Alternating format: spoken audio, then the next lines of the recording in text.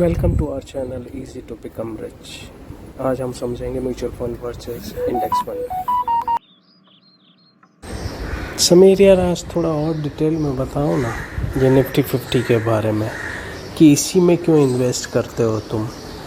और भी तो इतने सारे म्यूचुअल फंड हैं जो ज़्यादा रिटर्न करते हैं, और तुम तो बोल रहे थे शायद कि निफ्टी 50 15% CAGR देता है, लेकिन कई म्यूचुअल फंड तो क्लेम करते हैं 20% 25%। तो मैं उसमें क्यों नहीं करूं इन्वेस्ट।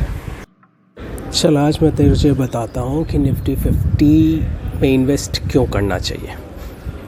देख, एक तो निफ्टी 50 है, बास्केट है 50 टॉप कंपनियों का, जो रिफ्लेक्ट करती है अपने हिंदुस्तान की, इंडिया की इकोनॉमी को। ठीक है, तो ये तो एक बहुत अच्छी बात हो गई कि तुम जो भी निफ्टी 50 में डाल रहा है, मतलब वो टॉप 50 कंपनीज़ में इन्वेस्ट कर रहा है, उसका एक तरह से एक हिस्सेदार बन रहा है, उनके प्रॉफिट में हिस्सेदारी मिल रही है।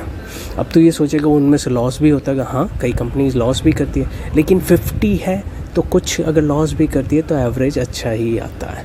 और निफ्टी 50 में जो टॉप परफॉर्मिंग कंपनीज़ है, जिनका मार्केट कैपिटलाइजेशन टॉप पे है, उन्हीं को रखा जाता है। जो परफॉर्म नहीं करती है कंपनीज़, उनको निकाल दिया जाता है। अब तुम क्या सोचोगे, जो निफ्टी जब चालू हुआ था तब जितनी कंपनीज़ थी उतनी की उतनी अभी है, नंबर उतना है, लेकिन नंबर 50 है, कंपनीज़ 50 रहेंगी, लेकिन जो परफॉर्म नहीं करेंगी उनको हटा दिया जाएगा। आज अगर देखा जाए, स्टार्टिंग से अभी तक कुछ केवल 15 या 17 कंपनीज़ ही अभी तक चल रही है, बाकी सब हट गई है क्योंकि उनकी परफॉर्मेंस ख़राब थी। तो इसलिए ये सेफेस्ट एक तरीका है इन्वेस्ट करने का। लेकिन हाँ, इसमें लॉन्ग रन पे ही ध्यान दें, शॉर्ट टर्म में इसमें बेनिफिट नहीं होगा। शॉर्ट टर्म में तो कई बार लॉसेस हो जाते हैं, लेकिन लॉन्ग टर्म पे तो यार निफ्टी 50 की जगह कोई इतने म्यूचुअल फंड है जो 20% भी देते हैं, 18% भी देते हैं, उसमें क्या दिक्कत आ रही है। क्यों हम 15 तक ही अटके, जब ज़्यादा मिल सकता है हमें। तो म्यूचुअल फंड में इतनी ही है तो उनमें इन्वेस्ट करना चाहिए, उसमें ज़्यादा रिटर्न मिलेगा।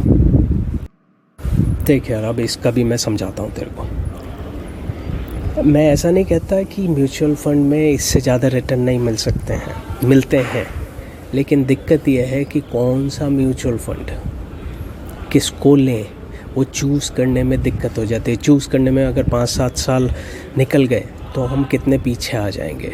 इसलिए सेफेस्ट बैट है निफ्टी 50 का। अब तू अगर देखेगा 90 म्यूचुअल फंड्स हैं और निफ्टी 50 का रिटर्न आता है उसमें 38 पोजीशन पे। तो इसका मतलब क्या हुआ कि out of 90 companies, 90 mutual funds, ये 38 नंबर पे आ रहा है, मतलब इससे पीछे बाकी है और ये 38 पोजीशन पे आ रहा है। अब ये बता, अब कहाँ से हमें मालूम पड़ेगी कौन सी टॉप 5 ही रहेगी या 10 रहेगी जो निफ्टी को बीट करेगी, निफ्टी 50 को बीट करेगी। वो बहुत मुश्किल हो जाता है, और उसमें ना बहुत, और इतना एनालिसिस हर जने के बस की बात नहीं होती है। उसमें फिर फुल टाइम अगर आप इन्वॉल्वमेंट है, आपकी नॉलेज है, तब आप करो। लेकिन मैं तो ये, जिसको बिल्कुल भी नॉलेज नहीं है शेयर मार्केट की, उसके लिए Nifty 50 is the best rather than. आप अगर FD में जाते हैं 6.5-7% मिलते हैं, इसमें आपको 14 से 15% आराम से मिल जाते हैं। और इसमें ना आपको कोई नॉलेज की ज़रूरत है, ना कोई हेडेक है। डायरेक्ट आप सिप कर दो बैंक से ही, आपके बैंक अकाउंट से डायरेक्ट उसमें निफ्टी में इन्वेस्ट होते रहेंगे। कोई पर्टिकुलर डेट आप चूज़ कर लो तो हर मंथ आपका इन्वेस्ट हो जाएगा। और अगर आप अगर थोड़ा वॉच कर सकते हैं तो लमसम करें, जब भी मार्केट थोड़ा सा डाउन हो तो लमसम करें। बट मैं सजेस्ट करूंगा, क्योंकि ये फिर भूल जाते हैं अपन कि कब करना चाहिए, अभी मार्केट ऊपर है या नीचे, इसलिए सिप चलने दो।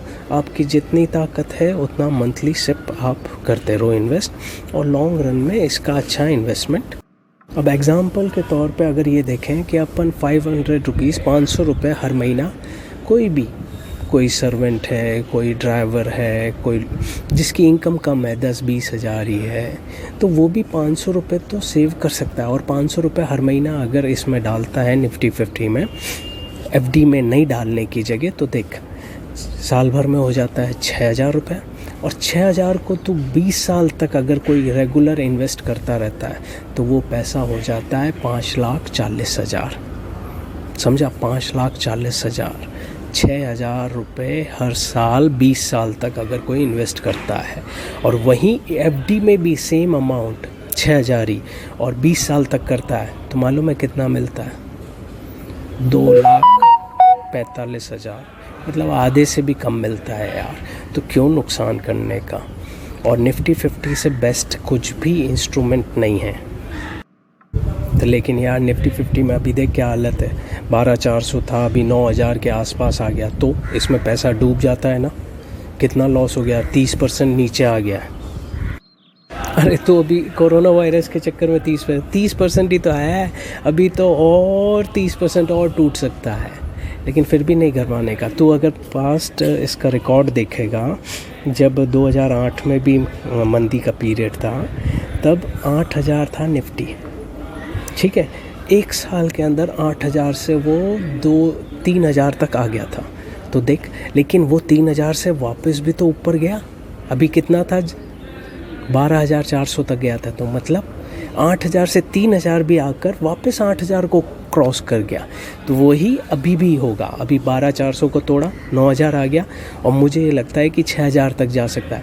तो 6,000 से वापस ये बढ़ेगा और आराम से 12,400 भी क्रॉस करेगा, क्योंकि ये लॉन्ग रन में देखेगा तो ये बढ़ता ही जाना है एटलीस्ट 15% से।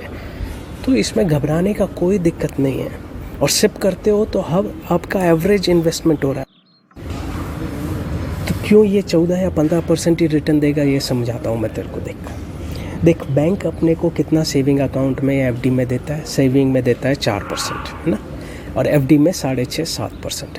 जब अगर बैंक अपने को 7% तक दे रहा है या 6.5% तक दे रहा है, तो वो भी तो किसी से लेगा। तो बैंक से जो भी लोन लेता है उसको 10%, 12% इस रेट में मिलता है, लोन देती है बैंक। और जो कंपनी अगर 10-12% पे ले रही है, तो तुझे क्या लगता है कि वो 17-18-20% का रिटर्न या प्रॉफिट नहीं कमाती होगी? वरना इनको देगी कहाँ से? तो ये जो कंपनीज़ इतना लेती है बैंक से, तो ये समझ ले 14% 15% उनका एनुअल रिटर्न तो प्रॉफिट आएगा ही। इसलिए वो जीडीपी को रिफ्लेक्ट करता है। तो इसलिए निफ्टी 50 भी अप्रॉक्सीमेटली 14% की रेट पे, CAGR रेट पे अपने को रिटर्न देगा ही हमेशा। यही एक तरीका है मेरे भाई, इजी टू बिकम रिच में। हाँ, लॉन्ग रन में होते हैं रिच, लेकिन हर कोई रिच फाइनेंशियल इंडिपेंडेंट हो सकता है।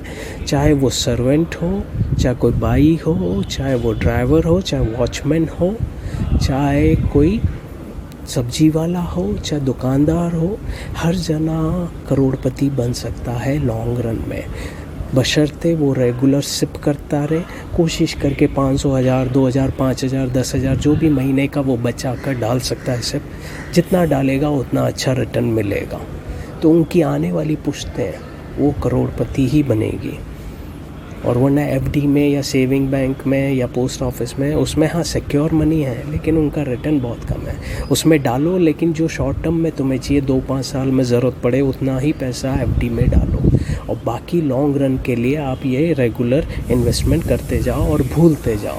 जब 20-30 साल, 50 साल, 60 साल, 70 साल हो जाएंगे, अब तू बोलेगा 70 साल में कैसे मैं करूँगा? अरे तू नहीं करेगा, तेने सपोज़ कर 30 साल तक किया, तेरा बच्चा फिर बड़ा हो गया, फिर उसने 20-30 साल किया।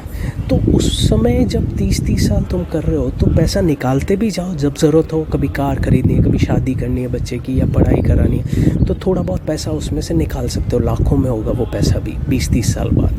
और फिर वही रूटीन चलाते रहो। तुम्हारा बेटा भी वैसे ही इन्वेस्ट करता रहेगा इसमें, और फिर ज़रूरत होगी तो फिर निकाल लेगा, फिर उसका बेटा इन्वेस्ट कर। तो इस तरह से पीढ़ियाँ सुधर जाएगी। ईज़िली वो अपना कुछ भी काम करना चाहे वो कर सकते हैं, लेकिन उनका पैसा एक इकट्ठा होता जाएगा जो कि सेफ़ रहेगा। चाहे मार्केट कितना भी टूटे, वापस वो पलट के ऊपर जाएगा ही लॉन्ग रन में, क्योंकि इसको 14, 15, 16% पे बढ़ती है ये कंपनियां निफ्टी 50 की। अब ये सारी बातें तो अपने तक ही सीमित मत रखना, अपने फ्रेंड्स, अपनी फैमिलीज़, अपने जितने भी कलीग्स हैं उन सबको शेयर करना, और उनको बोलना ये चैनल भी देखें और इनसे और नई चीज़ें सीखें। चलो।